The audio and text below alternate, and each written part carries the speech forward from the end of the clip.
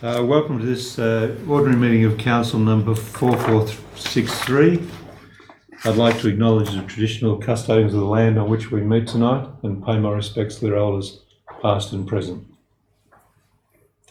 We thank you, Lord, for the honour of being called by our fellow citizens to this office of honour and trust. Give us grace diligently and honourably, free from private interest or prejudice, to discharge the duties entrusted to us to the common good as in your sight. Through Jesus Christ our Lord. Amen. Amen. Please have a seat.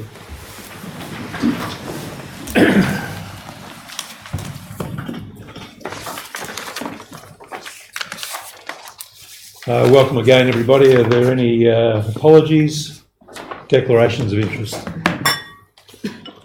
I'll move to the minutes of the previous meeting. Moved Councillor Williams, seconded Councillor Crassoid. Any discussion? Councillor Sampson? Yes, I'd like to suggest one correction, if I could. That's to do with item 6.1, where I'm listed as being the seconder. I spent some considerable time sitting through the video of the debate on that, and I didn't say a word until the closing sections of the debate, and then it was to express my pleasure that we had reached a compromise on it. Okay. But I certainly didn't second the motion. I believe it was Councillor Collins. Councillor Collins, was it? Okay. Yeah. Thank you, Councillor Collins. Thank you, Councillor Sampson. Did you enjoy watching the video, Councillor Sampson? Oh, it was a little bit long, that particular debate, I thought. All right. Which is why I kept my input to a minimum. Thank you very much.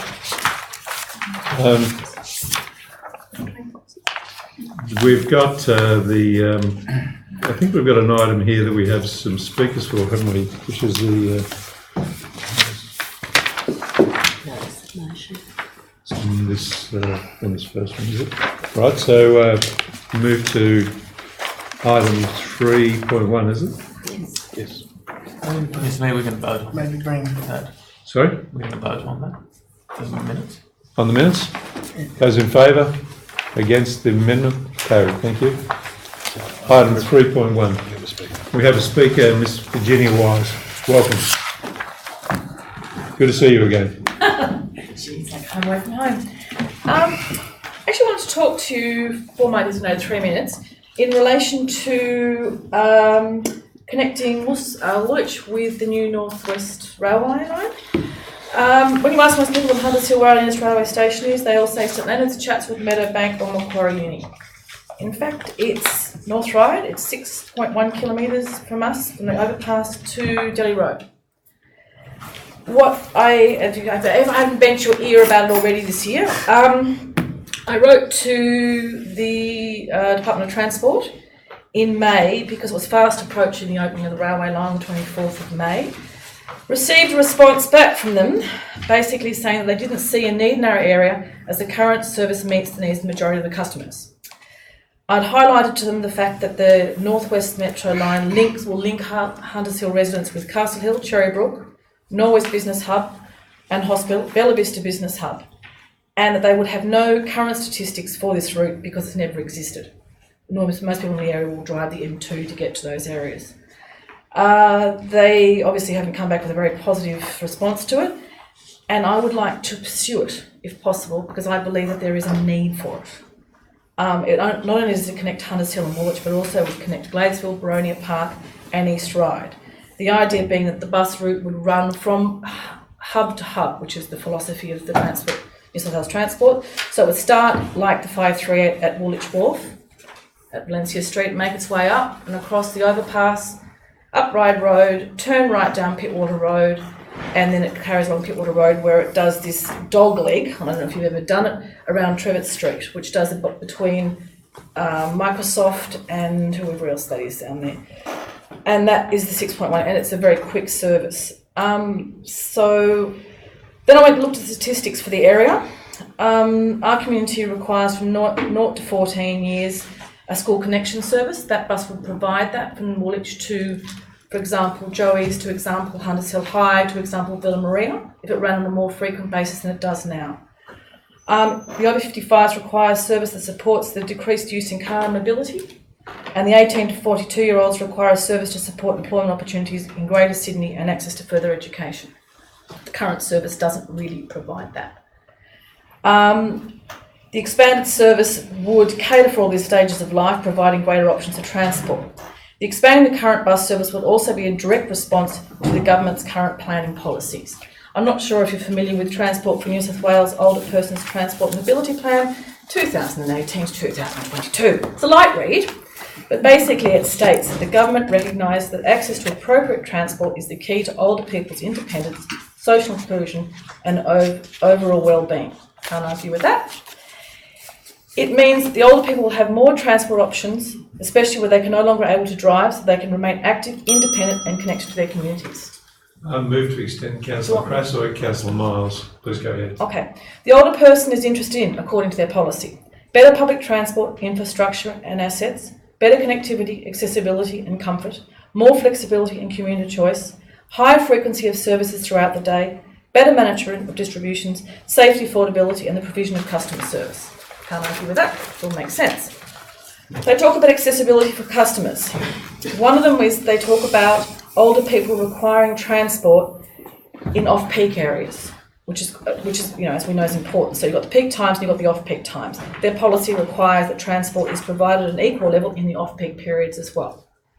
Development of partnership, which is another important one. Locally, councils and community organisations are well placed to develop and implement initiatives that best suit their local communities. I don't believe at the moment it does, and the connecting up those services would be ideal. While the state government is responsible for the delivery of transport services, local government has a critical but often under-acknowledged role in facilitating transport solutions that can enable mobility of people within their community. Valid point. They talk about better services, basically being off-peak, on-peak, services for disability. They talk about maintaining independence, that an older person maintaining independence means I can continue to use public transport services as I age. I have the ability to plan for my transport needs for now and for the future. Can't argue with those. That they're suitable, that the transport options are tailored to my needs, that I have a say in the community transport that I access. The other one that I think was a little short-sighted in their response back to me was the Transport for New South Wales Disability Inclusion Action Plan 2018 to 2022, another fine document. It talks about a customer-first culture. The customer is the centre of everything we do. Transport for New South Wales recognises the rights of people with disability to participate in communities to the fullest extent possible and the importance of accessible and inclusive transport to all these people. I think that's a very valid argument, and I don't know if we're necessarily providing that at the moment. Whole of journey accessibility. An accessible transport system can be thought through a series of linked transport systems and services. It's to be barrier-free. I don't know if we've quite got that either. Livable community. As a person with disability, a livable community means I can get where I need to go in safety with dignity. I can use public transport and facilities. That I enjoy the comfort and the convenience of it. Last one, relevant, accessible systems and processes. As a person with disability, accessible systems and processes means I have access to the support system I need, I have a say in the future of transport, and I know the checks and balances in place there to protect my interests. And I can look forward to a better transport accessibility. Armed with these policies and guidelines, we'd greatly appreciate if Council could investigate a direct transport connection to North Ryde Station, to encourage a trial pilot study, write to Transport New South Wales and Minister for the Transport and our local member and place a timeframe on this study to facilitate a report that reflects our community's transport needs. There we go. Thank you very much. Anyone got a question? Councillors, are there any questions? Councillor Collins. Thank you. I think it's a great idea. Have you looked at the pilot? Is that you've been talking, or is that a question for? I think you have to go back with something. I can't just go back and say, look, the following things you don't comply to. Well, whoopie-doo. Okay, they should, but they don't. So I think what we have to go back to them with is some statistics, a community interest. Mm-hmm. Can we pilot it? Can we run trials? They've been running trials up on the Northern Beaches. They've been running trials in the Inner West. They're running trials with the Northwest Line to see how they can better connect communities to that already. I can't understand why we can't be included in a trial. The trouble is, I think they see us as a suburb that's serviced by a ferry service and is serviced by a bus service, but I think that they've forgotten that we are so close to a train service that it's actually a disadvantage to our community and Gladesville and Boronia Park, etc., not to run a trial. So with the trial, because I've seen Strider So would the trial be a minibus, or would you pay for a government bus, or how does that? Or is that something that you want to? I think. Okay, I'm just trying. Is just asking us I to think investigate it for them. A trial, we have to trial it in some manner. I mean, I would love them to trial it using smaller form of transport because I call it Hong Kong transport, where it's quicker, more convenient, smaller, more reactive. It doesn't have to be on call because they've proven that's not worked that well, except on the northern beaches and in a couple of the inner west suburbs, where you call up the bus and it comes. It has to be something that everyone can use and that's accessible and has an outcome. Okay, so that's what my thoughts are. Okay. Councillor Williams. I was just wondering, rather than have a duplicate service or another service running down, you've got the 5:05 and you've got the 5:38. Wouldn't it be more useful to redirect? The 538. Yeah. Yes. That would be my best choice. It meets every ferry, and as you know, at night they're an hour and a half, which makes a long gig coming in from the city. Every half an hour, it's not enough to make it viable. People stop using it because it's not regular enough. The smaller the route, the more regular the route, the more it gets used. Common sense. So yes, the 505 is an interesting one because it does from the city to down there, and then at some point it changes its name. Back apparently at some points of the day. I haven't tracked that because it's too hard to track. What was interesting is when I put into Transport New South Wales, how do I get from Valencia Street Wharf to North Ryde Railway Station? It was taking me an hour and 20 minutes via Lane Cove and back again, which is insane. And all I have to do is go up to Little Road. I think it's valid. If you do your trials and there's numbers there, then and if there's no numbers, then I have to stop, don't I? But I just think it has legs. Councillor.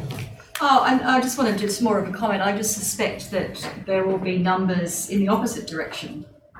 Absolutely. Huge numbers in the opposite direction, which is also the important point, bringing people into. Absolutely. Well, and that's the other thing. It means you can. Because the interesting thing also is that the apartment blocks at the end of Pittwater Road, if you ask them where their nearest supermarket is, I wonder where it is. Would they think it was Boronia Park? Woolworths? Probably Macquarie, Councillors, any further questions? All right. There you go. Thank you. Okay. Please have a seat. Thank you. Councillors, we have a recommendation there.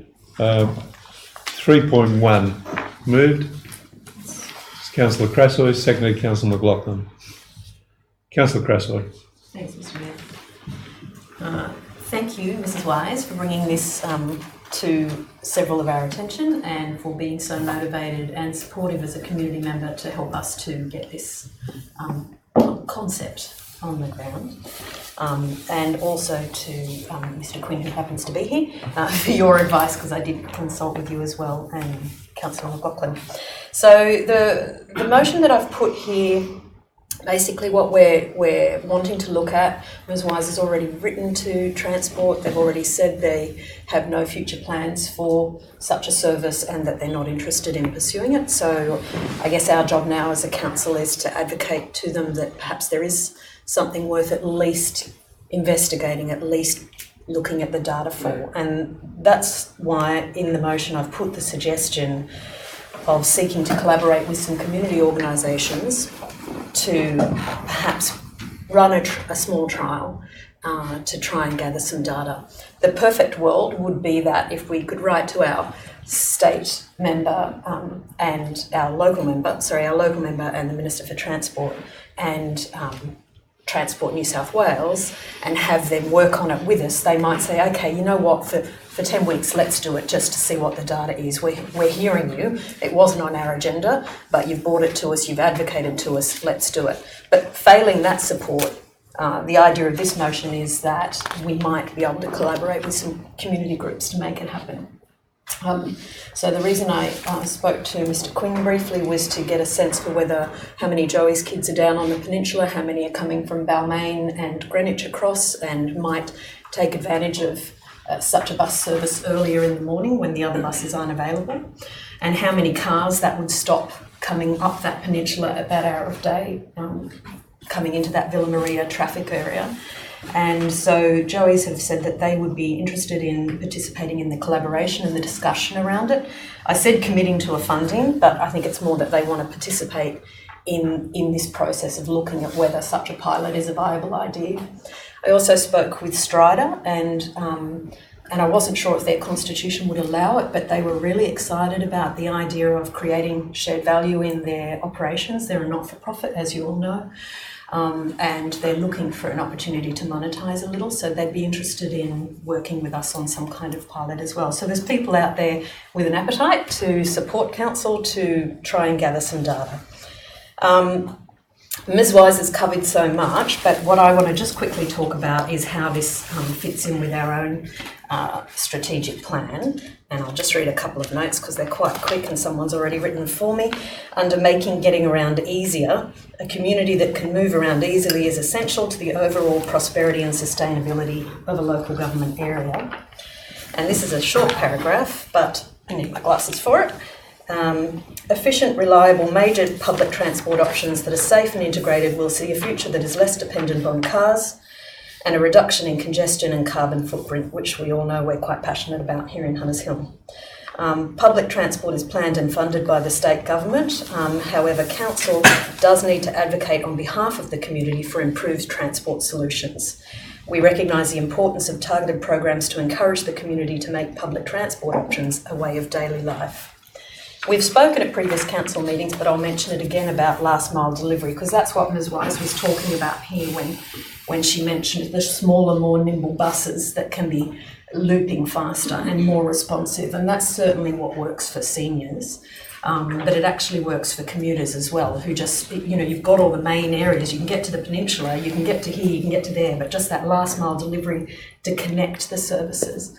So Ride have done one between, I keep forgetting the name, Meadowbank and Ermington, near Ermington Station, between two stations. And they did a trial and it was so successful that the residents pleaded with them to extend it to Meadowbank Wharf as well. So that's just one example of where a trial is showing people want this, and it's just that last link that means they don't have to get in their car and clutter up parking and pollute the roads. So only a trial at this stage to ask council to investigate and to come back and report to us whether they feel it would be viable for us to run a pilot down the track. And then after that, we look forward to what might happen. Thank you, Councillor. Anybody wishing to speak against? Questions? Do you know of any trials that have been run that have resulted in a bus service? This might be as bus service being added.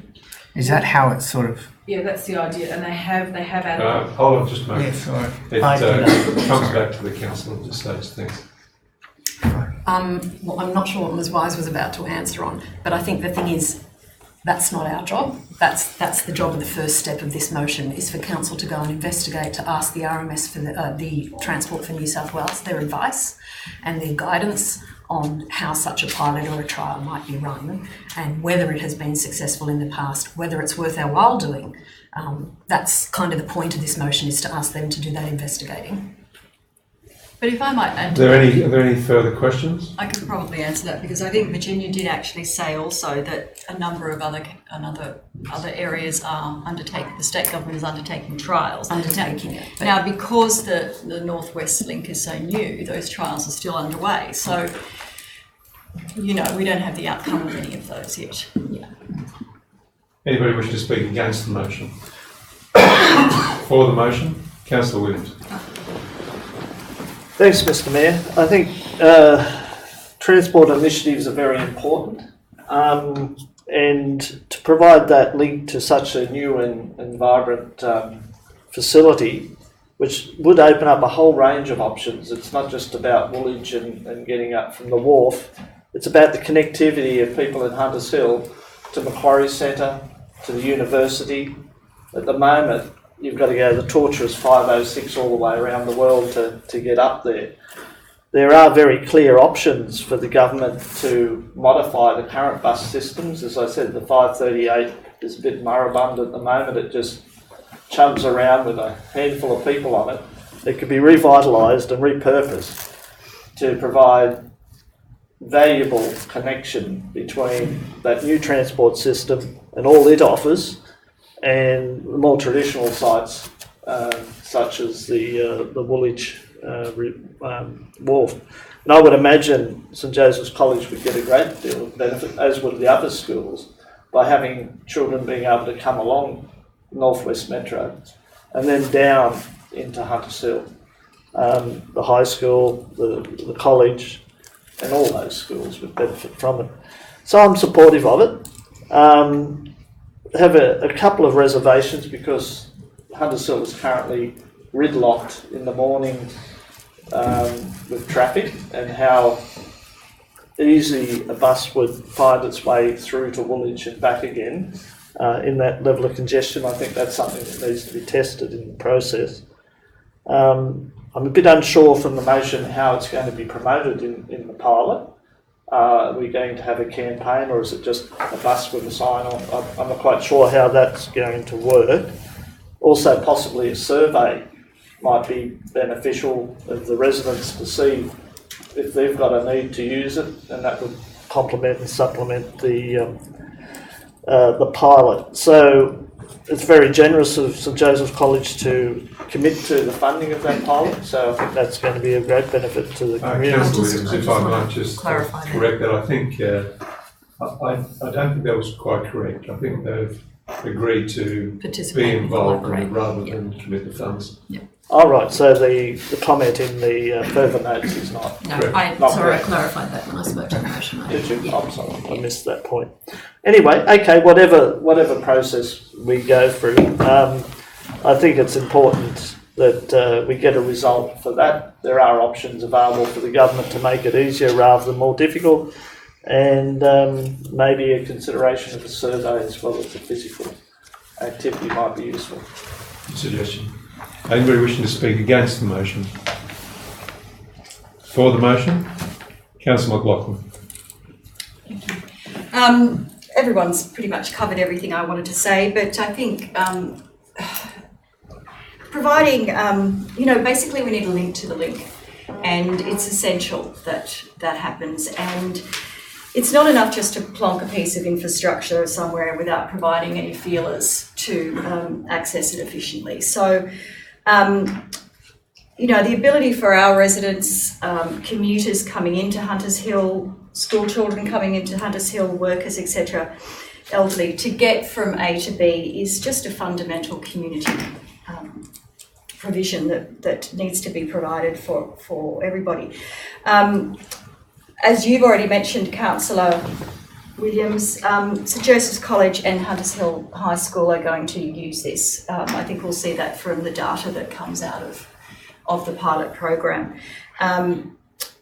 It aligns with everything that we talk about as a council, and it also aligns with everything the state government talks about connected cities, about the 20-minute city, which is being so heavily promoted through the Greater Sydney Commission. So the fact that it takes 90 minutes to get from Valentia Street to North Ryde is nowhere near what the state government is trying to achieve. So I think this program requires some very strong advocacy from our local member, and I can absolutely see that it's something that he would just jump on because it aligns with everything the state government is trying to achieve. So I'm hoping that if we can get some promotion from him, that will go a long way towards getting this pilot up and running. Thank you. Anybody wishing to speak against the motion? For the motion, Councillor Miles. Just to add, I guess, that with the Opal cards being brought in, there's an enormous amount of data on point and off point. And I think that if we do write to the Minister and to the state government, that we should ask them if we can get some access to particularly the 506, 505 services and where those endpoints are, the tap-off points for people either coming to Hunters Hill or leaving from Hunters Hill, whether they do actually make it up to Top Right and that's their end destination.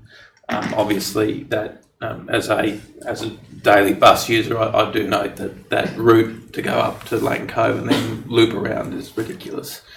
and there may be improvements that we can make to the existing services. But I think there's actually already an enormous amount of data that we can probably delve into, and it's probably really important too if we hold a trial that we potentially make it accessible to Opal Card or something similar, so that we have reliable data. Thank you, Councillor. Anybody wish to speak against? For? I think it's a very good initiative. Congratulations. Hopefully it moves us forward in that direction. I wonder if there's a minor amendment you'd like to make to the further nudge to the motion. Maybe. Yes, Mr Mayor, I think I'd mentioned at the start if we could just change it from fund to participate and collaborate in a pilot. Okay. Yeah. We'll make that change after the meeting. Thank you. Right reply, Councillor Crasso. Thank you. Any further discussion? I'll put the motion. Those in favour? Against? That's carried. Thank you very much. Thank you, Mr Wise, for coming along. 9.4. We have a speaker for item 9.1.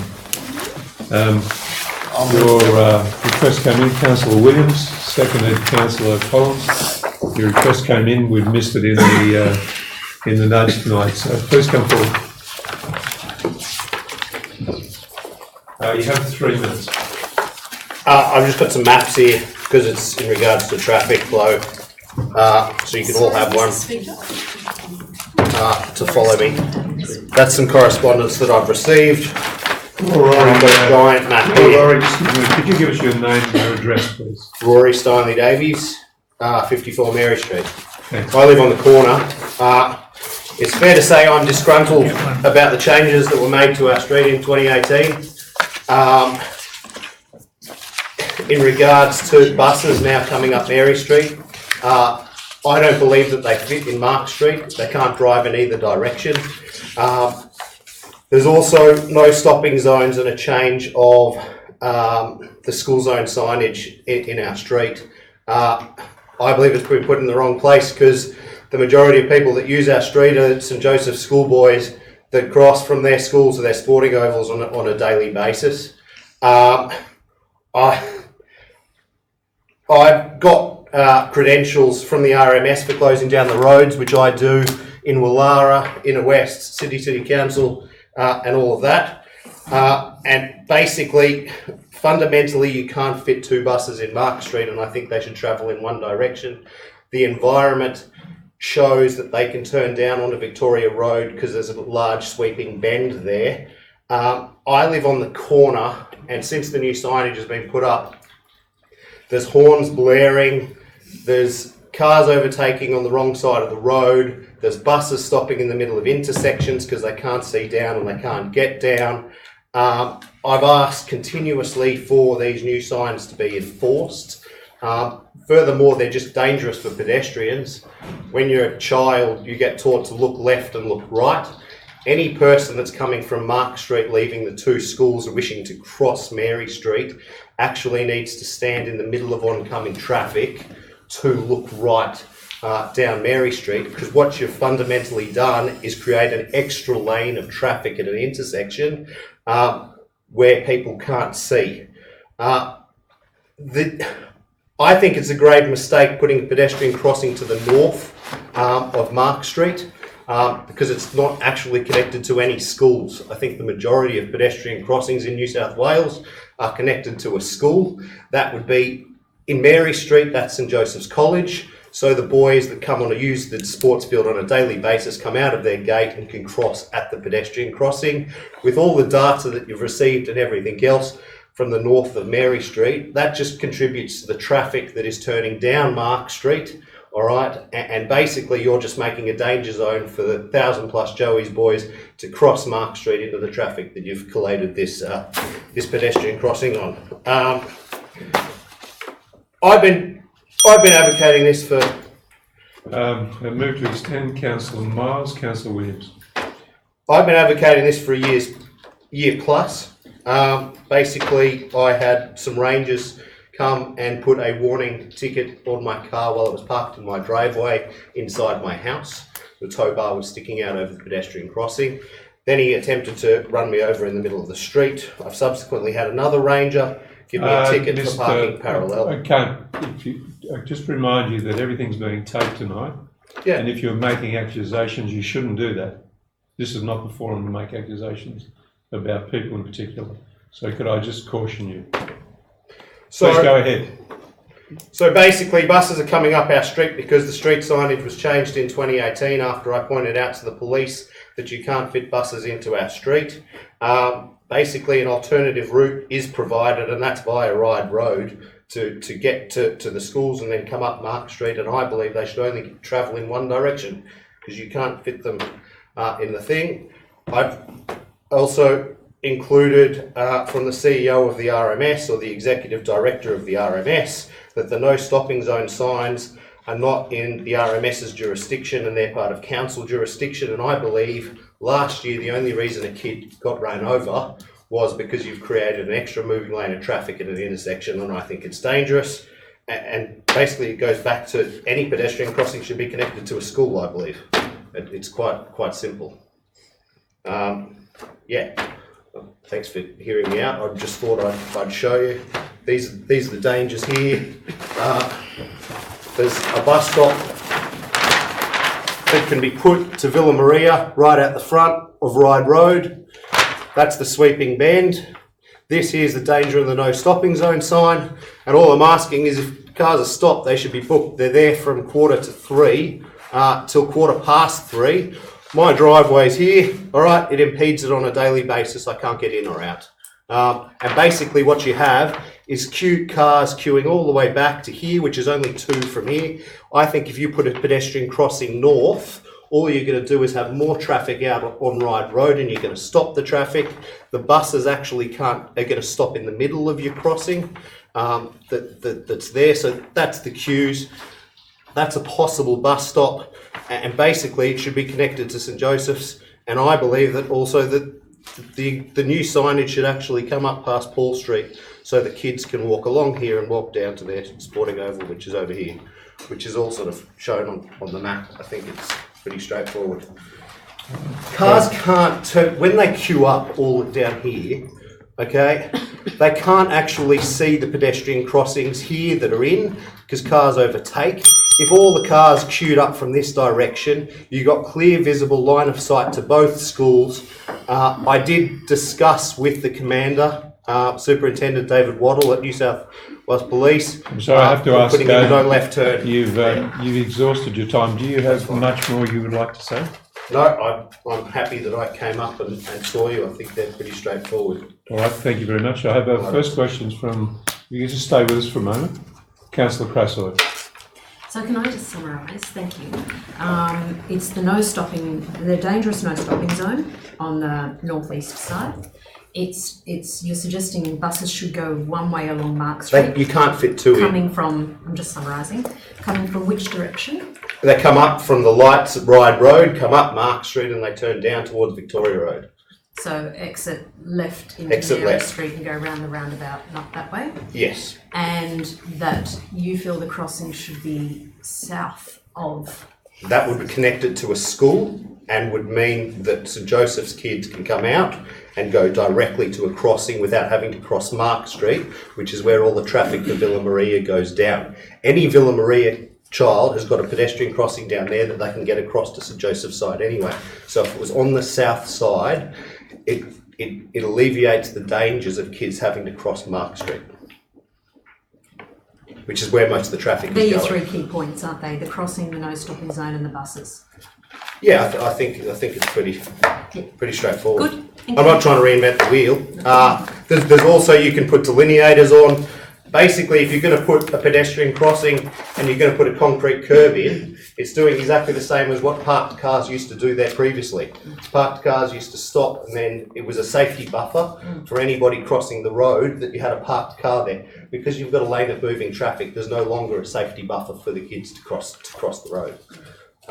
The other thing is the overtaking and the crashes we see on the corner of Mark and Mary Street aren't small crashes, and that's purely visibility.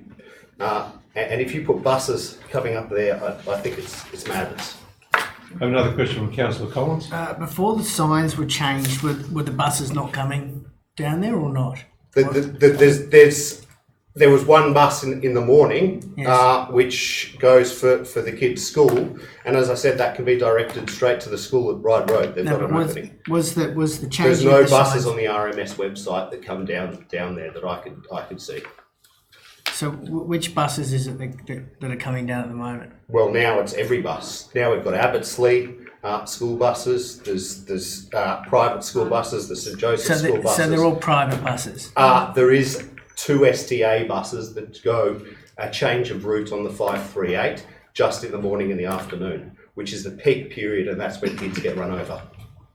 So is it those 2 buses that you have an issue with, and also? Well, you've private changed the buses? signs to allow any bus now. So when they played Shaw on the weekend, there was thousands of people there, and there was no pedestrian access in Mark Street at all because of the roadworks that are going on. But all the buses. It should be straightforward for Villa Maria and St Joseph's College to have a traffic management plan, which is large 15-tonne buses with a poor stopping capacity and a very large presence, should all travel in one direction and go out in one direction. These are lightweight roads. We've had burst water mains in Mark Street because of these buses, because they actually hit the speed humps and ruin the infrastructure and assets in our street. So aside from the 538, largely the problem is the private school buses. yes. And that's what's changed since the Well, the signage has changed. It used to be a lightweight road and it's changed to a no truck sign. Okay, all right. And the difference is one's bus is accepted and the other one's not. And basically they both state that if an alternative route is available, which in my view, an alternative route is available, they should use it. And the safety of kids, if the safety in pedestrian crossings in Mary Street, it's quite simple. You take the buses out of the equation. I don't know why you need to make it hard. Councillor McLaughlin. Oh, it's just a question through you, Mr. Mayor, to, I'm not sure if it's Steve or George, but... To the General Manager. Or to the General Manager, sorry. Has Mr. Stein-Davies' 3 issues been addressed by the local area traffic committee before? Steve. Yeah. The history, through you, Mayor, the history there is that with regard to the 3-tonne bus accepted zone that went to the Traffic Advisory Committee, it was adopted, and the no stopping zones were all adopted through the Traffic Advisory Committee. I've actually got it in the back. There was 2 larger folders, which were 2 stapled copies, and at the back there, in the 2 stapled copies, I've got the stuff from the New South Wales Police, and it's also the council meeting on the 19th of June, where it was there. Just one moment. It was actually a question of the General Manager. We need to let that answer, and we can ask you another question in a moment if necessary, if you don't mind. So, sorry, just to clarify, these issues have been raised, the committee has looked at them and they have come up with different... No, the committee's endorsed what's the street signage there at the moment, and all those recommendations have come back to council and were ratified as a recommendation. Does that answer your question? Yes. Councillor Collins. Just one on that. So when the signs initially went up, that went to traffic committee. When was that? Give back to I you. got this one the 19th of June, and it was I've got the 19th of June, which was, I don't know if that's a council report or is that the local traffic committee? That's report? the agenda. I thought it was item 3.3 on the 19th of June. Look, I think we'll take the question on notice, Councillor Collins, and come back to you. Take it on notice. Any further questions of the Speaker, councillors? Thank you. Please have a seat.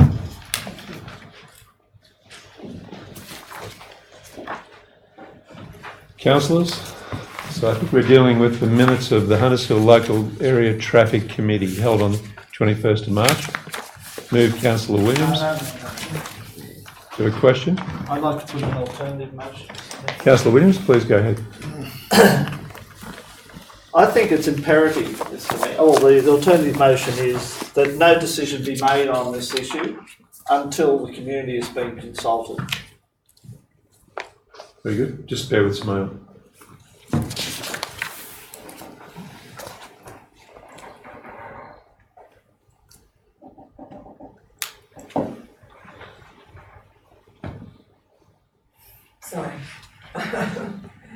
So I'll be on that.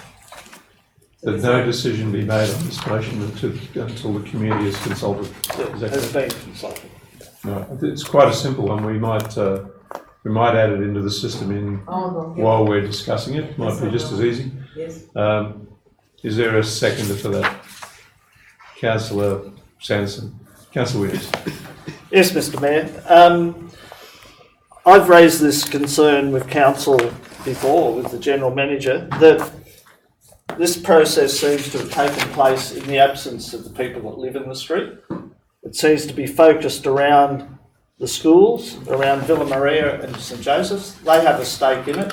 But more importantly, the residents that are going to be impacted by this are not even aware that council's making this decision tonight. And what the decision would be if we adopted the motion or the recommendation that's in here is that we agree with this in principle. Well, we've heard tonight there are other very important issues from the Speaker that haven't been considered in this matter, and they're legitimate and they need to be answered in any process that we go through to make this decision. The residents have not been consulted. I can't see how you can make this fundamental change without consulting them, without looking at the options available that the community could consider.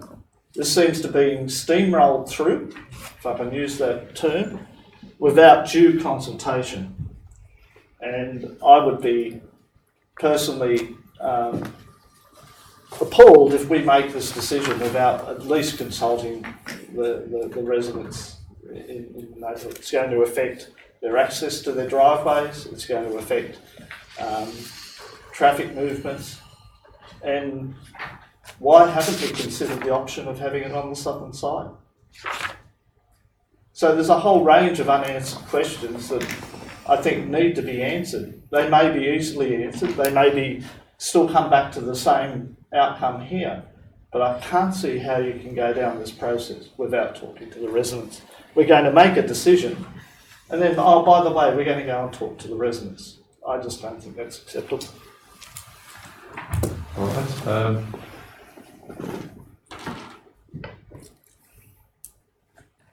Anybody wishing to speak against the alternate motion? Councillor Collins. I'll just, point number 4 says the council approves this pedestrian crossing in principle within Mary Street subject to successful community consultation. Number 3 is about talking to all the schools and the PNCs and getting everybody sort of buy-in there. So this is absolutely being consulted, and that's part of the process that's suggested here. So I support the recommendation as it is. Anybody wish to speak for the alternate motion?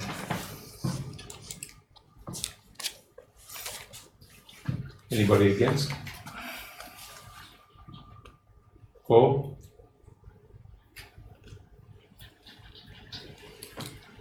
Well, I'll put the alternate motion then. Right reply, Councillor Williams. Oh yes, Mr. Mayor.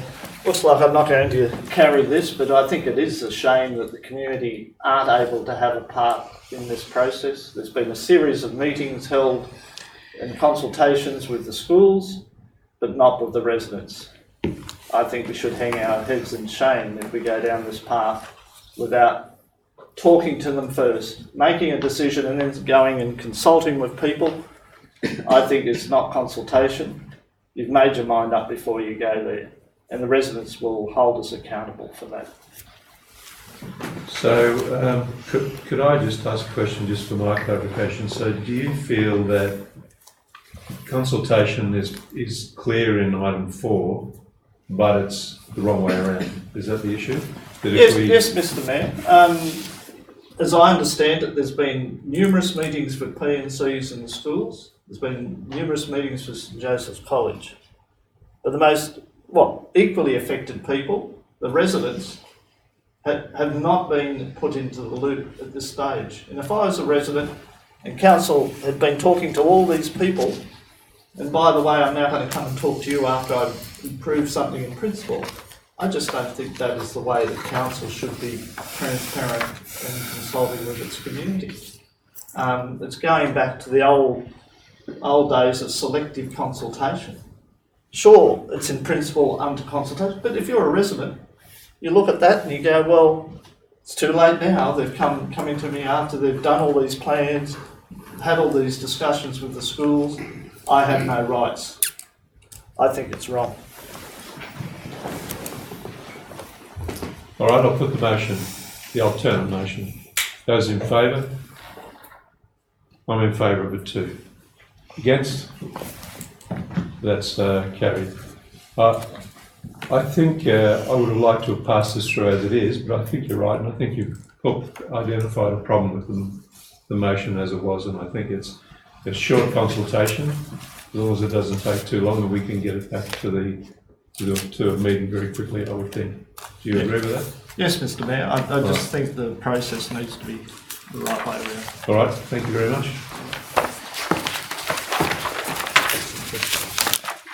And we'll fix up the type notes a little later.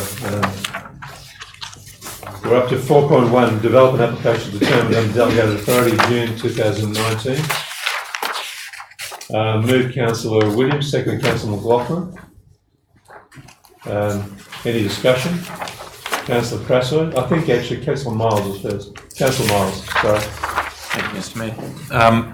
Just on the first application, this refusal of the extension to trading hours, obviously long history in trying to get longer trading hours and a bit of vibrance to the village there. What was the reasoning behind the refusal of the extension? Owner's consent from Australia through you, Mayor. We held off numerous times and had numerous discussions. But the applicant could not get Strata approval. You need owner's consent to lodge a DA. And unfortunately, we had to refuse the application. Okay. With that, on top of it, there was numerous submissions and objections received, I think from memory, 7 or 8. Councillor Crasso. That was my first question, was how many objections were there? But I also wondered what, it says here, approval of this additional usage would create an undesirable precedent. I'm just curious what an undesirable precedent of extended trading hours is. You need to put reasons for refusal when you consider an application. Issues such as noise, impacts needed to be addressed. The suggestion was an acoustic report be provided to assist council in their assessment and also provide detailed evidence to the residents above that it will have minimal impact. That was hence not provided. So we could make a determination on that as well. Okay, thank you. Thanks, that clarifies it. Councillor McLaughlin, did you have that approved? I just had it answered, thank you. Right, thank you. Councillor Williams? I raised to my feet again to defend trees, Mr. Mayor. Again, we have here a casuarina, which is a rather substantial tree, being replaced by a shrub, which is a magnolia. I just think council's policy needs to be reworked on this whole issue, and I'm going to move the notice of motion to address this issue, because at the moment we're not doing apples with apples, we're doing pears with oranges. We're not getting the outcome. Just planting a bush does not replace a tree. And there's no explanation here as to the justification or the reasoning. And if I don't have that, I can just assume that our policy is wrong in allowing that we've got a suboptimal outcome for the replacement. Thank you, Councillor Williams. Sorry, I like that. General But Manager. they're only 4 metres tall. They're taking out a 10-metre tree. Doesn't provide oaks. Doesn't provide the same. So perhaps we could direct a question through the General Manager on the reason for that. No, Just to assist you, this is just a snapshot in relation to the application. I can provide you the report with the reasoning and share it around as a separate matter. The whole report on this. This is just a snippet. Mr. Mayor, the terminology is wrong. It says a replacement tree. It's not a tree, it's a shrub. Right. Any further comments? Thank you, Councillor Williams. Any further comments? Recommendations there on page 3. I'll put the recommendation. Those in favour, against, that's carried. 4.2. Recommendations there on 6. Councillor Collins, seconded Councillor Crassoy. Councillor Collins. No, just Any further discussion required? I'll put the motion. Those in favour? Against? Those in favour? Against? That's carried. Thank you. Councillor Collins. I just want to move to the next motion, that's all. 4.2. No, I believe it was 8.1. 8.1. Shared service arrangement with Lane Co Council. Moved Councillor Collins, seconded Councillor Miles. Councillor Collins. Thank you, Mr. Mayor.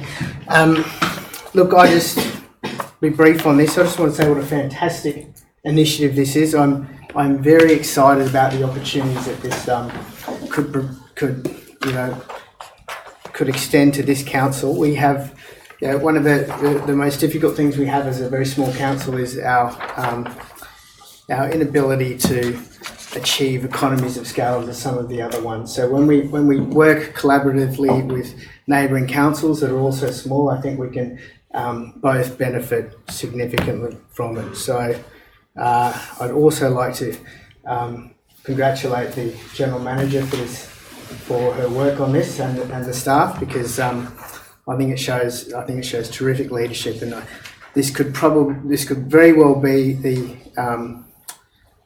one of the most favourable budgetary items that I've seen for quite a while on this council.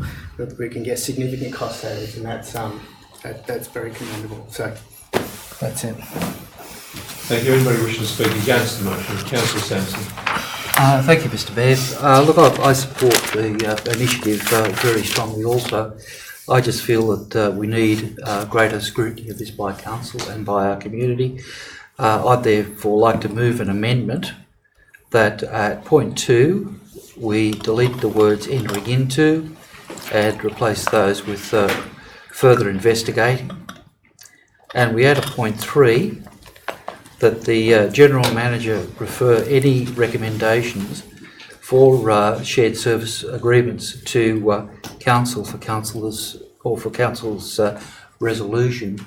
That amendment has been distributed. I hope you've got it there electronically. We may not at the moment. We've got a bit of a problem with the electronics. So. Shall I hand a couple, please? That would be good. Thank you very much. You're welcome. Yeah. An email, yeah. I'll second the amendment, Mr. Mayor.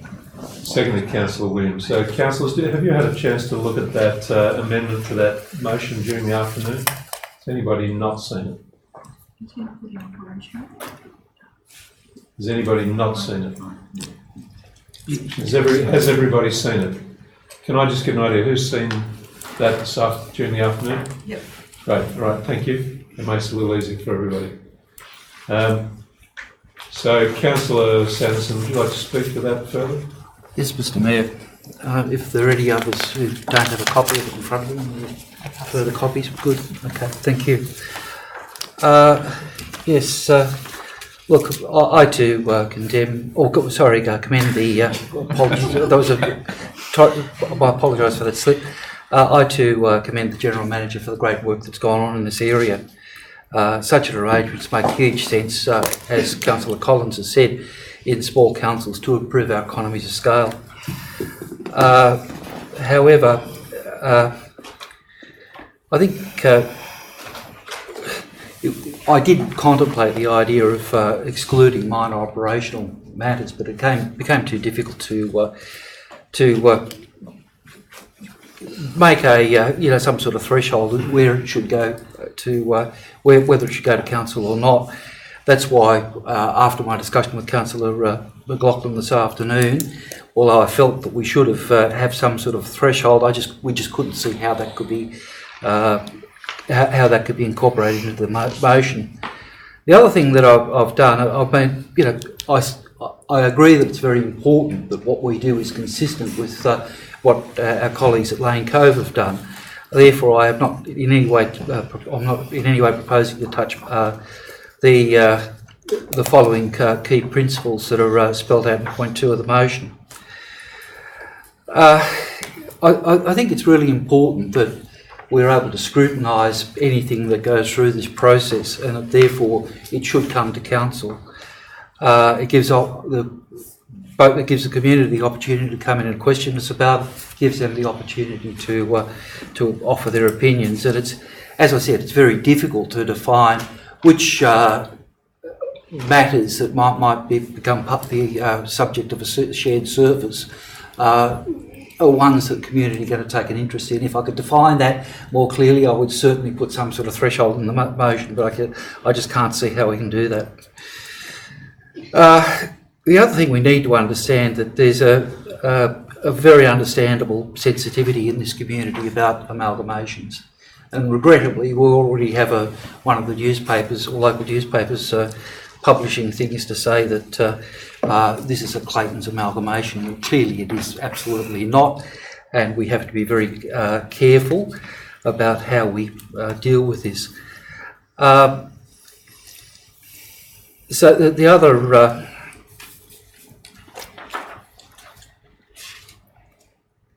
the other thing is, even if we are bringing small matters to council, I think that of itself will better educate councillors, the community, put councillors in a better position to explain why it is we're doing things. So therefore, I really think it's important that the matters that become the subject of shared service agreements are brought before council. At this point in time, in all occasions, if we come up with a threshold where we exclude some matters, I'd be very happy for that to occur. So they're my reasons for the amendment. I do think they are very important. I think I've certainly heard from community members who have expressed great concern about the council just sort of delegating this amount of responsibility. I think it's very important that we maintain some control of what potentially can be quite large matters. And the other issue is there is a bit of a size disparity between Lane Cove and ourselves. I'd like to be able to thoroughly analyse all these issues before we hand them over to a shared service arrangement. Thank you, Mr. Mayor. Thank you, Councillor. Anybody wishing to speak against the Councillor, do you have a question? I just have a couple of questions. Councillor Miles, we spare this moment. Sorry. Go ahead. Through you, Mr. Mayor, to the General Manager. You've mentioned a couple of, well, you've put a few headings in here: IT, library services, works and services. To me, they're substantive. Maybe not so much the IT, but certainly the library and what we might do with works and services are substantive issues. Would they be brought back to under this current arrangement? Would they be brought back to council for ratification? Through you, Mr. Mayor, and I apologise for my voice. With the library, certainly, and that's a resolution of council that was made last year, that we look at reviewing the library joint use agreement, and as part of that, it is a significant decision.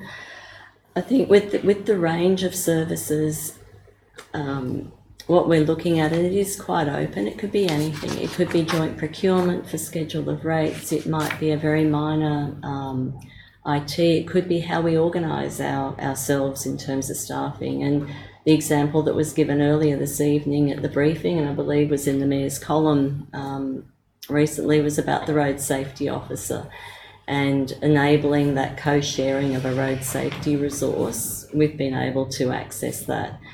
So where there are matters of significance, then yes, and that's a matter of judgment. I accept that, but that's part of the role the General Manager plays, is to make those judgment calls. But where they are significant, of course, they would come back to council, and we with everything we do, continue to communicate through the councillor bulletins and through the briefings.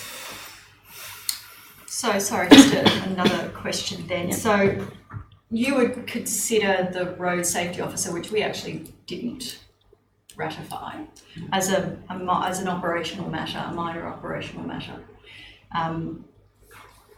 I'm just trying to, I think it's important that some of those big issues come back to council, because I'll speak to it, but we are the public face and we are responsible for what happens, for the issues that affect the residents directly, and some of these will. I'm just trying to get a feel for how we get that into this motion, that substantive issues come back to council, and I understand completely that minor operational matters that's not necessary, as we saw with the road safety officer. But I'm just trying to get a feel for, I really don't want everything coming back to council, and I don't think it has to, but I'm just trying to get a feel for how we actually get that into the motion.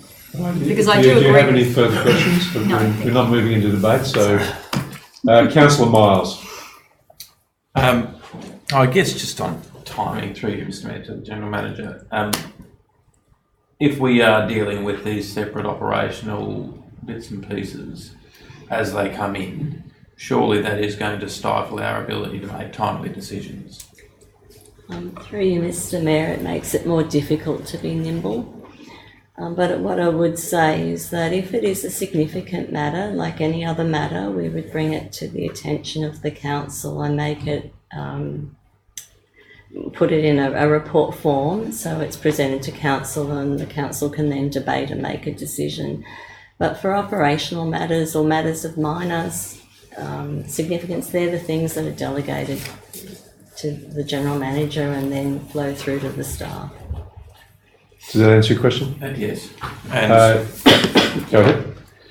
Just this, I guess, through not endorsing your entering into the shared service arrangements and saying that we're investigating them, essentially that leaves us open to that situation where every small operational matter is put in front of us rather than done on delegation through you, which is not our role, it's an operational role. Through you, Mr. Mayor, the recommendation before you is the same recommendation that Lane Cove Council considered at their meeting a week ago. Anybody wishing to speak against the amended motion? Councillor Collins. Thank you. Look, our role here as councillors is to make strategic decisions, and the strategy of entering into a shared service agreement, that is a strategy. How that strategy in good governance is executed is an operational manager, which is the responsibility of the General Manager.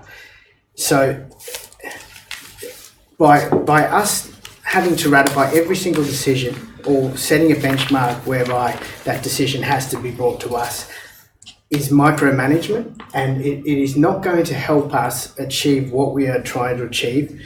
We support, I believe we all support this idea in principle, so I don't want to tie the General Manager's hands in her ability to execute what is a brilliant strategy. Now, Lane Cove, they trust their General Manager to execute the same plan on their side. We should trust and empower our General Manager to carry out this strategy in the same way. Now, realistically, I can't imagine the major, hugely decisions that are going to, I imagine they're going to come back to council. I really don't think the General Manager is going to make major decisions without consulting us or keeping us in the loop. But it is her decision to decide how to operate. We cannot have an effective management structure if we don't empower them to manage. So if the General Manager has asked for this, she has worked with Lane Cove, they've given their General Manager the ability to do this. There's absolutely no reason why we should not give this to the General Manager to carry out. Thank you, Councillor Collins. Anybody wishing to speak for the amended motion? Councillor Williams. Thank you, Mr. Mayor. Again, I fundamentally disagree with this concept that we're just a board and we don't get ourselves involved in issues. We represent our community, and we've just been through a torturous merger period, and there are concerns in the community about such an arrangement. I personally think it's an excellent arrangement. It's a way that we can provide efficient and effective services for our community. However, I feel that there's a need for us, because it's going external to our council, the council to actually have a say. I can't envisage this is going to be 1,000 little bits and pieces. We're talking about agreements, and agreements to me are not just whether or not somebody buys a petrol can here or whatever. We're talking about providing a substantive piece of activity. Sure, borrowing something or whatever is just an operational issue, but we're talking about an agreement here where I believe the community expect us to oversee it.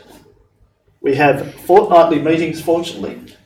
Issues won't be delayed, they'll come to council quickly if they need to. We also have the need to make sure that things don't disadvantage our organisation. Shared service agreements are good in some areas, but if there's very little to be gained in what we will get as a council, it's probably better to be done in-house. I'd like to see substantive issues, things that make savings for us in this arrangement, not the things that maybe could save a small amount of money if somebody made a parcel of land rather than council using its equipment to do it. So I endorse and support the concept and what the General Manager's got here, but I don't support council being hands-off. I think council has a responsibility in this new era to be aware and involved and engaged in this agreement. It doesn't affect anything in terms of the potential relationship. It just means that issues during the process of discussion, investigation, negotiation are aired with the council before they're finally signed off. So I support the amendment. I think it's a good idea. I do take exception to the first paragraph in the background. I think that's wrong, and I don't think it's substantiated, considering the reports that have been released recently and the failure of mergers that occurred in other states. So I think that's fundamentally incorrect. Thank you, Councillor. Those wishing to speak against the amendment, Councillor Miles.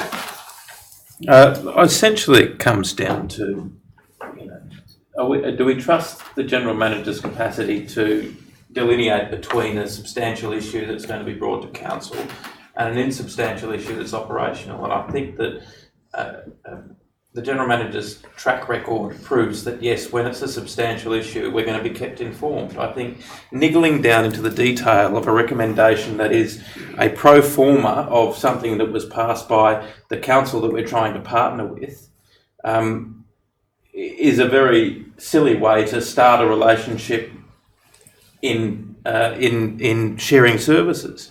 Apart from anything else, I think it will stifle the timing, and we do meet only once every 2 weeks. And if the General Manager misses a meeting, it means that it's a fortnight until a decision can be made on something that should be being done under delegation. So I just don't see the point in playing around with a recommendation that was passed by our neighbour, with whom we are looking to enter into a shared service arrangement with, and also tying the hands of our General Manager, who is quite capable at the end of the day in deciding whether or not the Council should be informed of a substantial issue or a small operational issue that we don't need to be getting ourselves involved with.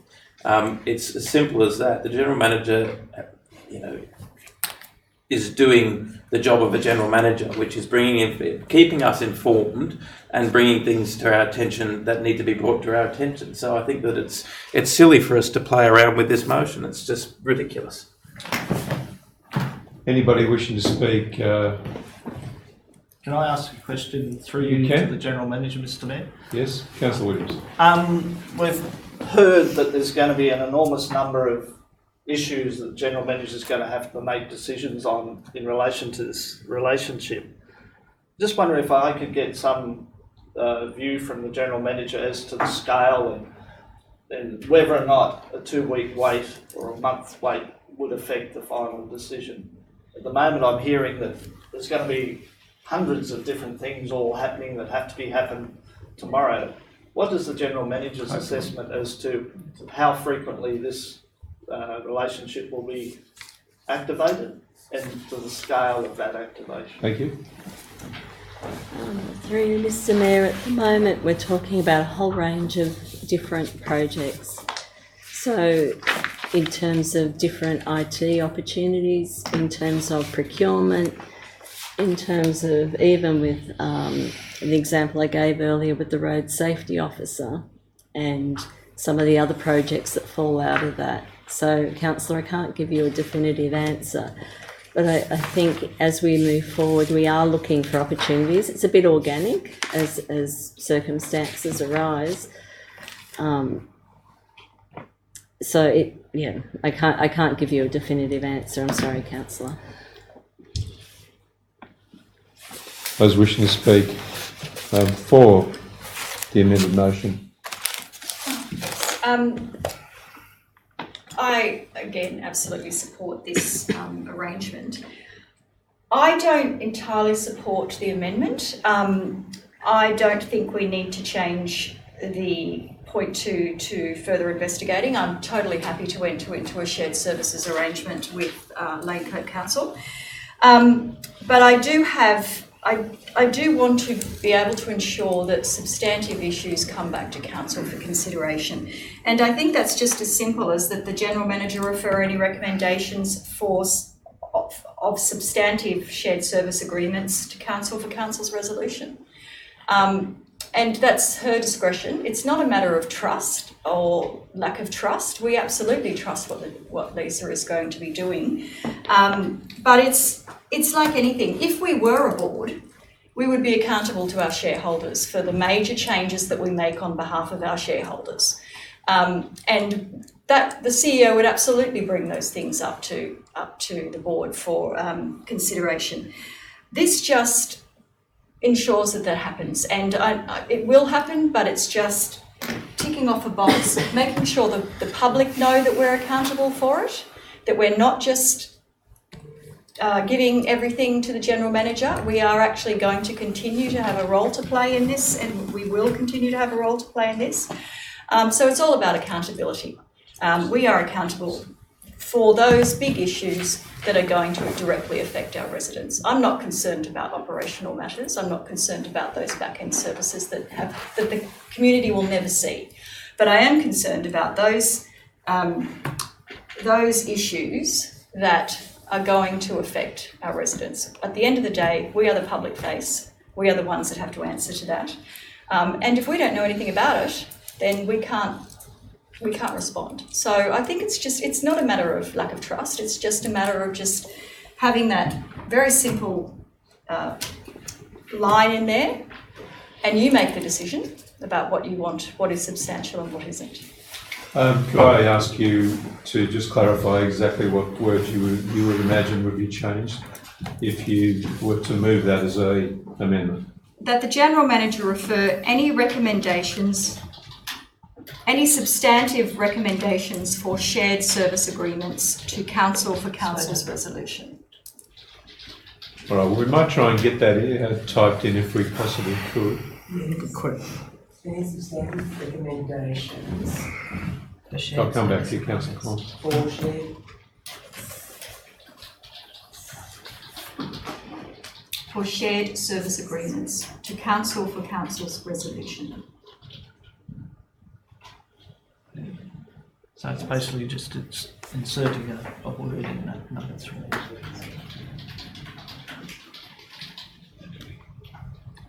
Yeah, it's basically just one word.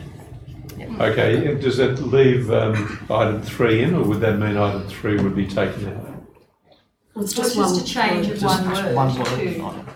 So we delete 3 and add this new one as 3. But I also want to foreshadow that we just keep council endorse the general manager entering into Up at point 2. up at So point 2. you leave that as it was. Yes. All right. I'll accept that as an amendment if Councillor Williams will. Both of those. So, there are two amendments in the first line. Yep. And in item 3. Yep. Councillor Williams, A big pardon, Mr Mayor. do you accept those amendments suggested by Councillor McLaughlin and accepted by Councillor Sanderson? I'd certainly accept the change back to the original in number 2. Substantive, well, I don't have a definition for that, but in the spirit of moving forward in this important issue, I will accept it. But to me, the word substantive can mean 1,000 things. There's no definition to it, but I'm willing to move forward. All right, so we've got a further amendment to the amended motion, so we need to debate that. So, Councillor McLaughlin, do you wish to discuss that further? Mr Mayor, it's been accepted by the mover and the seconder of the amendment, so therefore there's no need to debate it. It's now part of the amendment. All right, so you're quite correct. Thank you. Thanks for the suggestion. Yeah. So we'll go back to anybody wishing to speak against. Councillor, Only to say, well, I'm not for the new motion. Only to say that this gives effect to nothing. It does. That this is exactly what the general manager will do anyway. So what's the point in including it? Because this is the general manager is not going to hide things from us. The general manager will do her job, and that this point 3 is a point about. Point of order, Mr Nothing. Mayor. Well, Councillor Miles already spoken against the amendment. no, not against this change, he hasn't. No, but it's now part of the amendment. It's a different It's motion. It's different. No, it's not different. Well, it is because Yeah, it's there's been different changed. words makes it different. Well, then I should get to speak to it. Yeah. You can if you like. Yeah. I would too. So- Thank you. So that's Have you my only point, is that this is No. a motion, a change of nothing. All right. Anybody wishing to speak Bureaucratic for nonsense. the amendment? Councillor Crassoy. Thank you, Mr Mayor.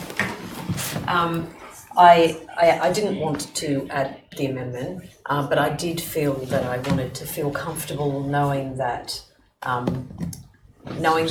when our community came to us asking questions, we could answer them in an informed way. And the best way to do that is with that reporting process. So as much as I have full faith that our current general manager will act in the same interest and values that our current relationship already works in, I just think this tidies it up and makes it quite clear to everyone in the relationship. So I support it. Could I, so just to check this bit, that the general manager referred his substantive recommendations for shared service agreements to council for the council resolution. That's correct, isn't it? Council's resolution. So this is correct in this black line here. So it would mean that this line comes out, black line goes in. All right, anybody wishing to speak for? Councillor Collins. Against, I think. Against? You spoke for, did you? Yep. Against? Yes. Yep. You can only have one amendment on the table at a time. It was, they're new words. New words. They don't mean anything, Sorry, but they're new he words. spoke for it, 'cause I was just I'm about to- against it Yeah, because well- Councillor Cresswell spoke for it. For? I So guess so. against. So, Councillor McLaughlin hasn't spoken to her amendment. If you're going to take... Wasn't it adopted into your Councillor Sanderson's? It's It's Councillor still a point of Sanderson's order. amendment. If it's adopted into Councillor Sanderson's amendment, then that is now the amendment. You're not speaking to... But it's not Councillor McLaughlin's amendment. No, it's Councillor Sanderson's. You two, I think you both adopted it That's right. into the amendment. Is that correct? That's fully accepted those changes. So I think once that's adopted into that amendment, it becomes Councillor Sanderson's amended motion. Is that correct? Happy No, to take advice? it just Councillor becomes the Sanderson? amendment. Councillor Sanderson? It becomes the amendment to the motion. Amendment to the motion, all right. In which case, everyone's spoken. Yes, that's So I've right. got to write it. But the word, That's this the has point I'm changed. making. It's we've actually changed what is a very substantial Yeah, there are words. There are words changed. and I can't Surely, speak to when it. you change the words, There's a rule in you here. get an opportunity to speak about the change to the words, Councillor Williams. Perhaps we could suspend standing orders. No, I think I'll let you speak. Go Thank ahead. you, Mr. Mayor. Look, the sentence here that the general manager refer any recommendations for shared service agreement to council for resolution. So it's substantive recommendations. It's the black one. See the Okay. black one underneath? That's what we're talking about. So the general manager would define what substantive is. So theoretically, she could bring back nothing. She's just explained how if it was a substantial issue that the general manager would bring it back to council, and yet we are putting in a motion that a sentence that essentially means nothing because she can either still make the decision to either bring it to council or not. It doesn't change in any way, shape or form by that sentence there.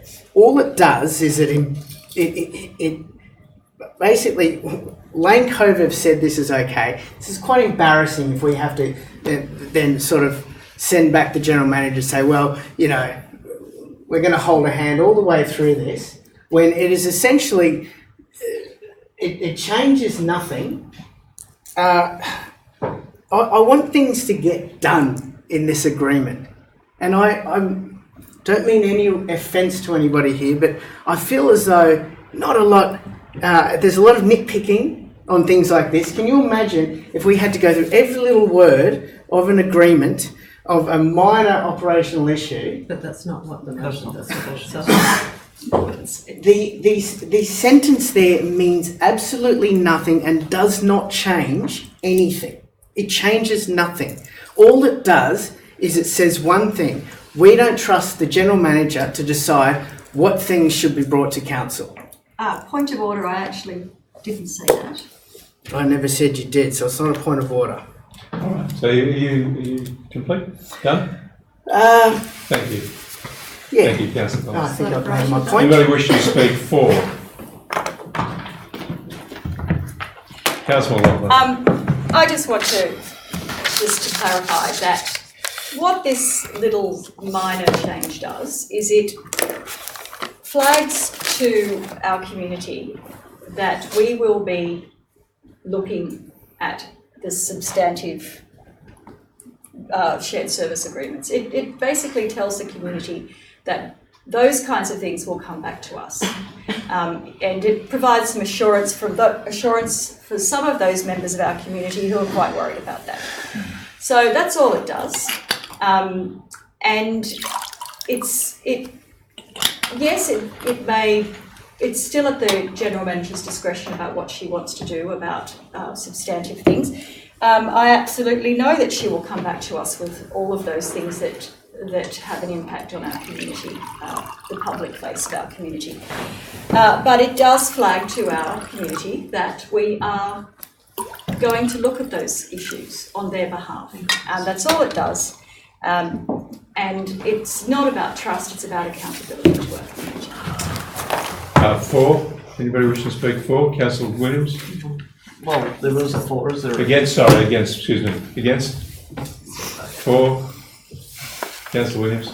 Yeah, I think that issue of trust is not affected at all in relation to this amendment to the motion.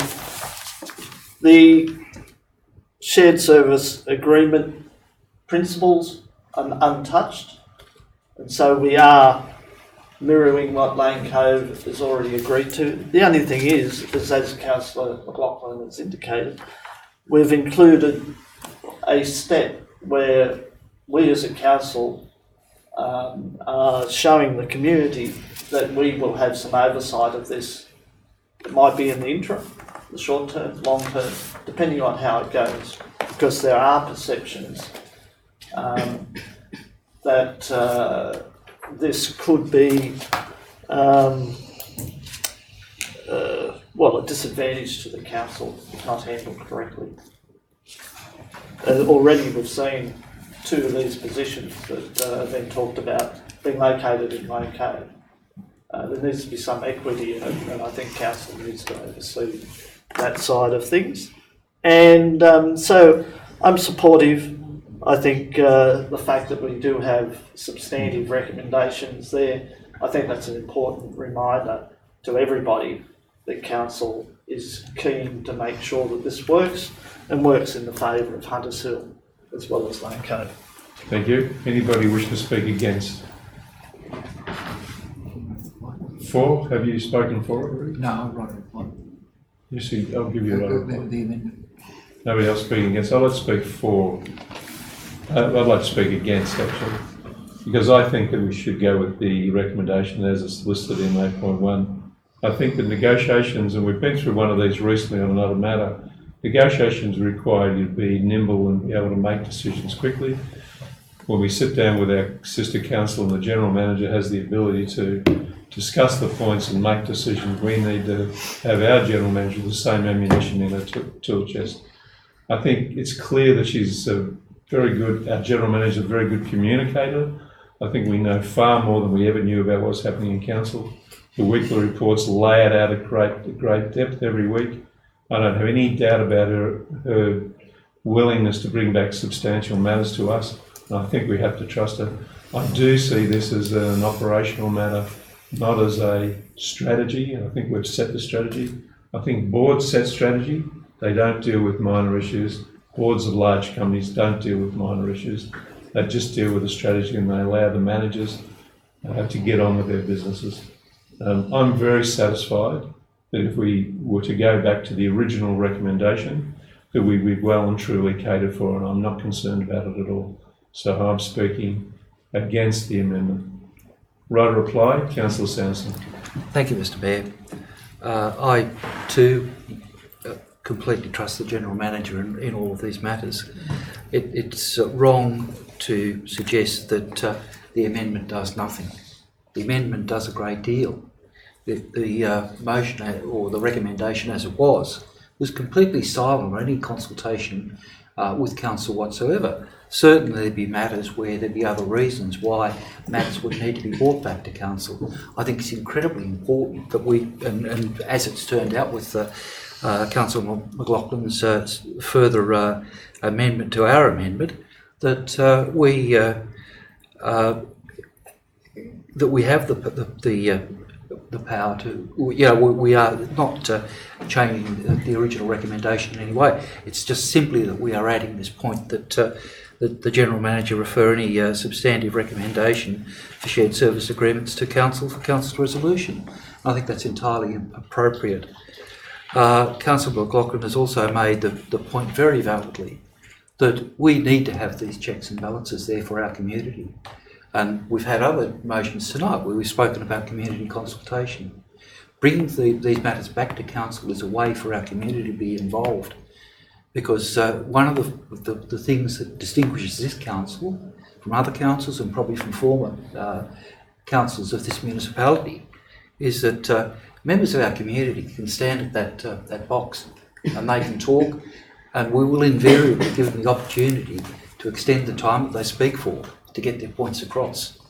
And it's very difficult to judge, and this is the problem I had in drafting the original amendment, was that, where's that threshold where we bring things back to council, and it's very difficult to judge, because something that might seem unimportant to someone who hasn't lived in Hunters Hill for a substantial length of time might see as being very important, whereas to someone without that understanding of this community may not understand the importance of that issue to people. And it was, very strong, the response I got from members of the community this morning, and I think one from other people received responses from an emeritus mayor about this. I think this amendment is essential. And I therefore hope that it will get up and become the recommendation. Thank you, Mr. Mayor. All right, well, I'll put it. Those in favour? Against? That's carried. Thank you.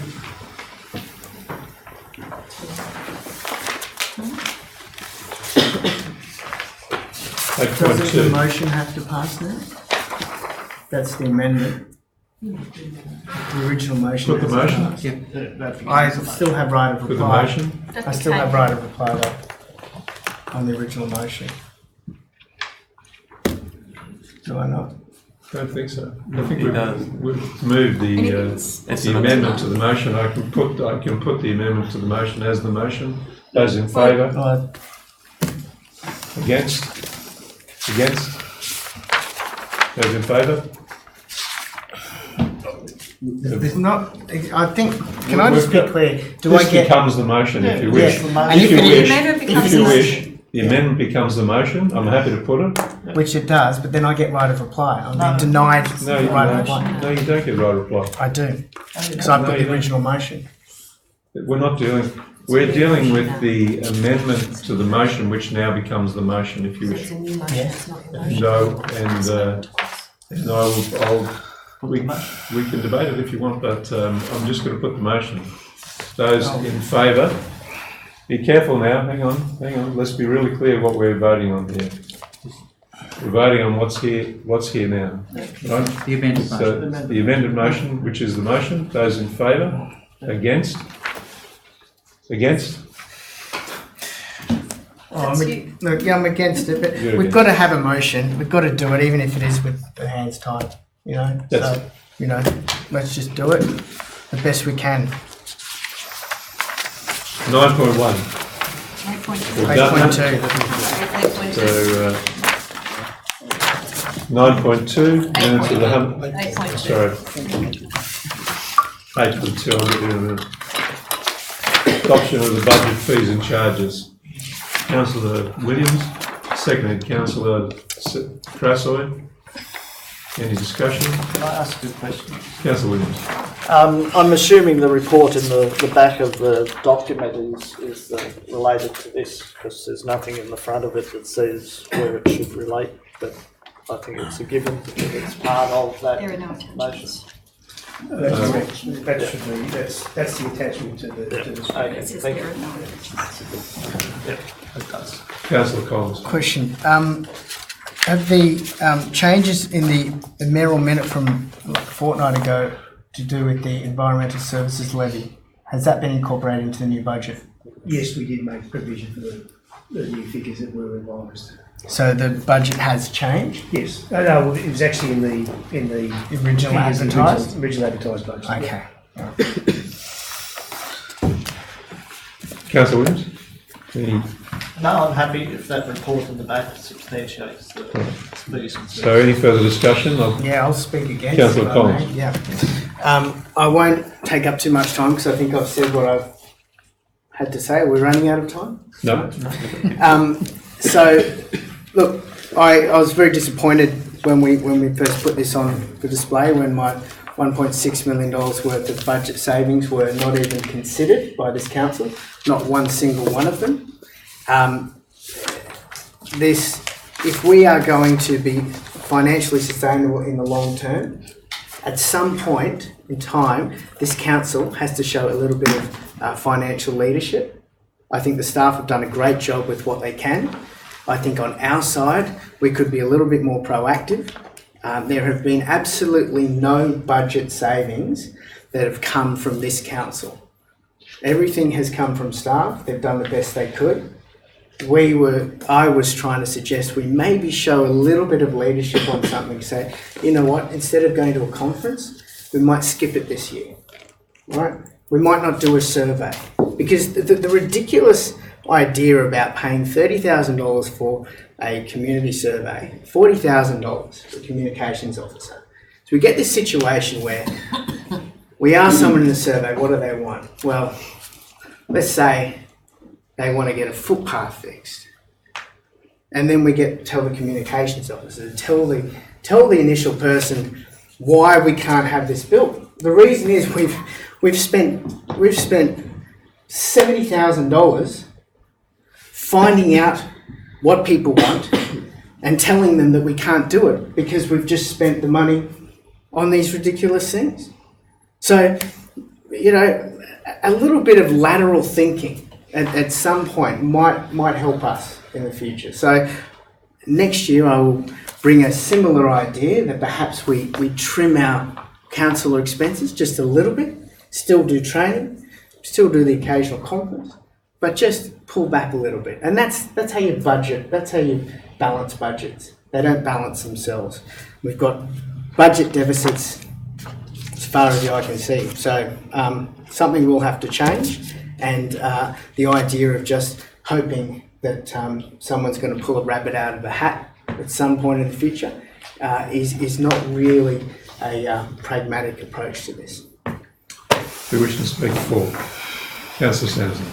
Thank you, Mr Mayor. I think I should probably put a few of Councillor Collins' comments into perspective. I believe the 1.6 million was over a period of 10 years. It also included the exclusion of a communications officer, which the General Manager assured us that it was essential to have and would perform other functions, and Councillor Collins has just lectured us about not micromanaging. So if that's not micromanaging, I don't know what is. At the end of the day, we've had the debate and over conferences, and they are of huge value. I commend the budget, and it's quite wrong for Councillor Collins to claim that there are not savings in the pipeline. We have a property committee which he is a member of, which I hope will find other sources of revenue, and that at the end of the day needs to be what we aim for. We will never correct things just by making small cuts here and there that are going to disadvantage operations. Thank you. Anybody wishing to speak against? For? Against? I'll speak for. The amount of money you mentioned was for 10 years. I think we established at a previous meeting that we get an opportunity to look at the budget again next year. We get a chance to reset that. So we're not setting a budget for 10 years. I think conferences are really important because they're part of professional development. Most professional people have a requirement to do professional development every year.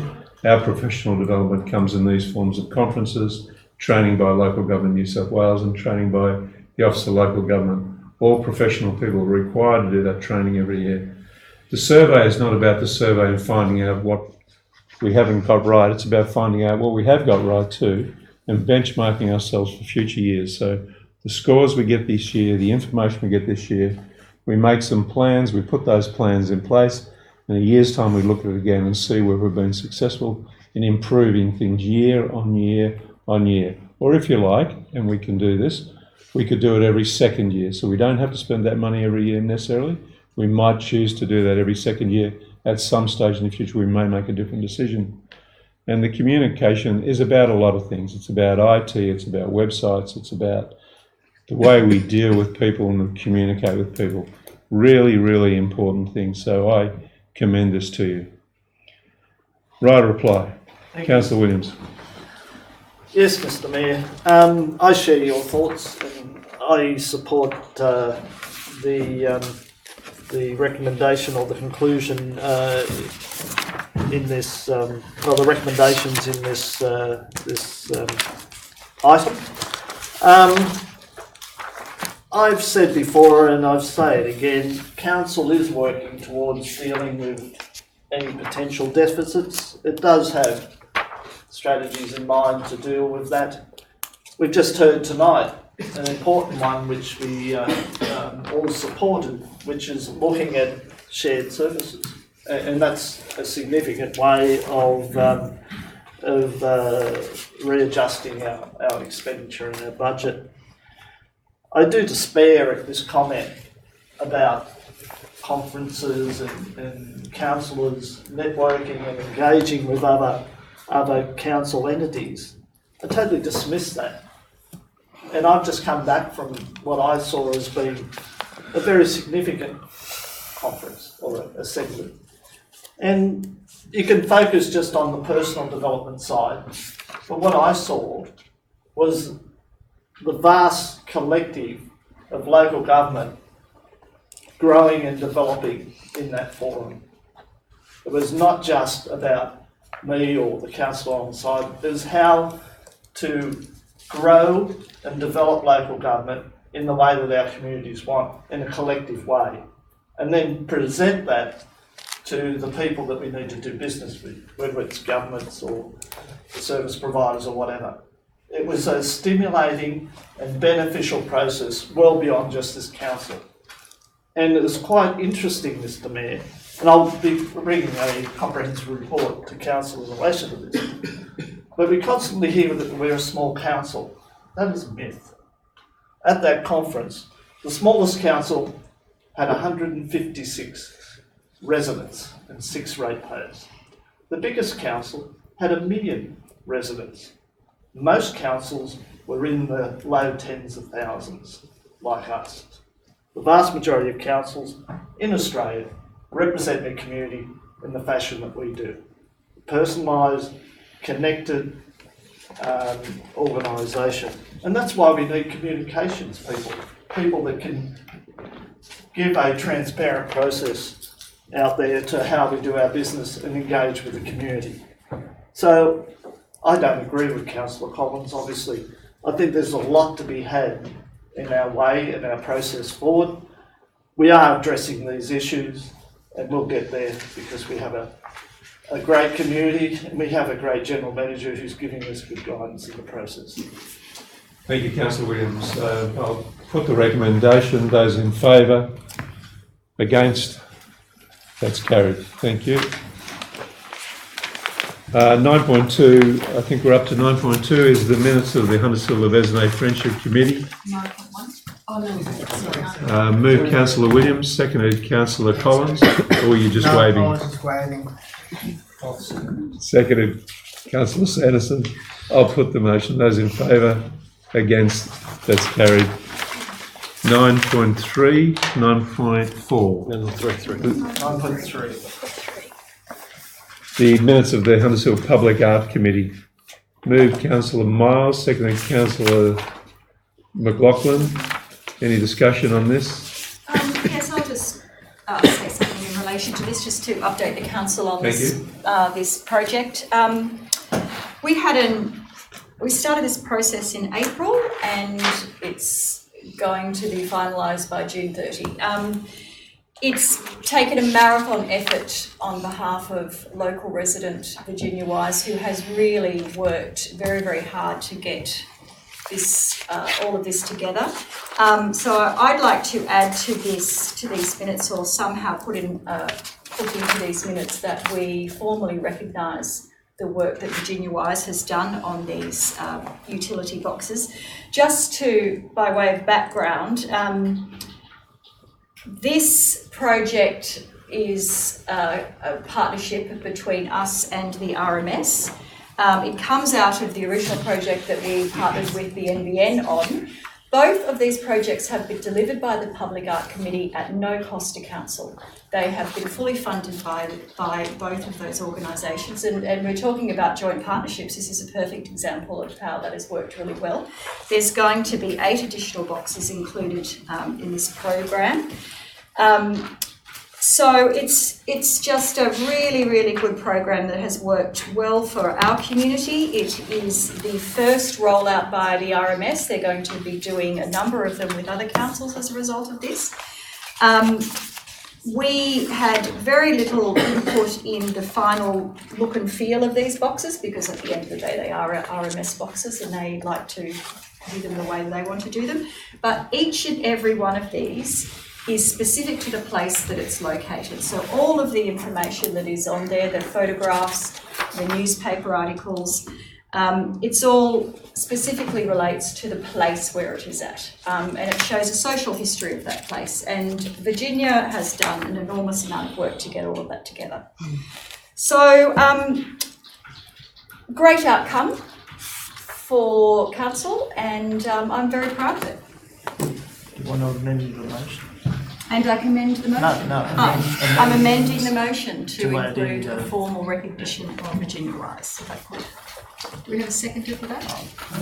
I'm happy with the changes. We could debate. No. We could debate it. Councillor Miles accepted the amendment to the motion. Any further discussion, councillor? So I put the amended motion. It's there. Councillor Wright to Virginia Wise to thank for her work on the traffic signal box project. I'll put the motion. Those in favour? Against, that's carried. Thank you very much. Well done, Virginia. We move on to 9.4, which is a report on council briefing till June 11. Move Moved motion. Councillor Miles, seconded Councillor Crassoy. Any discussion required, councillors? I'll put the motion. Those in favour? Against? I just acknowledge that Councillor Collins was out of the room at the time. Any further discussion? Right, we need to go into a confidential session. Move Councillor Miles, second Councillor Williams. For those in favour? Aye. It's carried. So we'll shut everything down for a moment. We'll come back with a report on the recommendation. Thanks, Councillor Miles.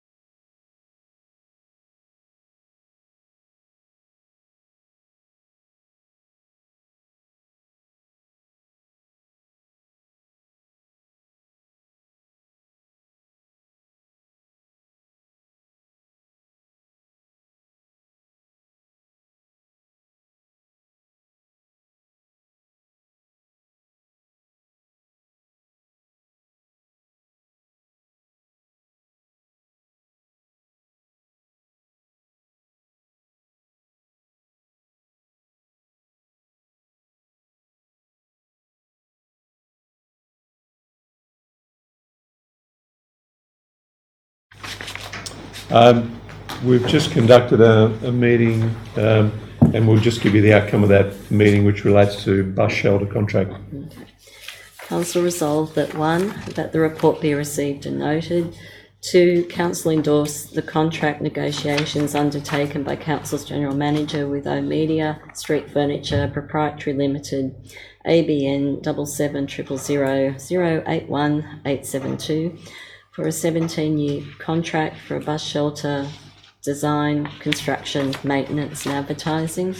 And 3, that the General Manager be delegated authority to finalise contract documentation on the terms negotiated as reported to Council, subject to any required non-material amendments. Thank you. Councillor Williams. Put the motion. Put the motion. Councillor Sanderson. All in favour? Against? That's carried. Thank you very much. Any further business? Are there any questions you have without notes? Oh, sorry.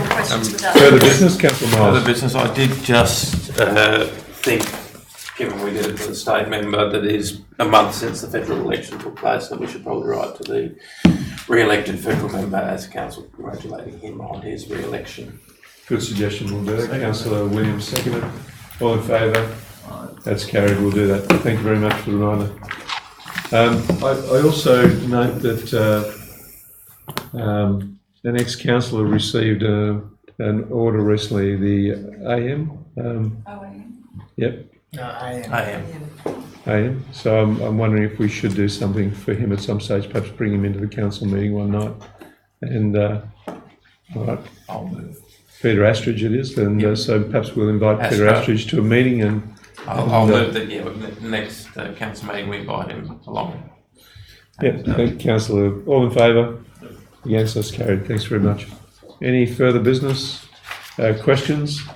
Please send them up.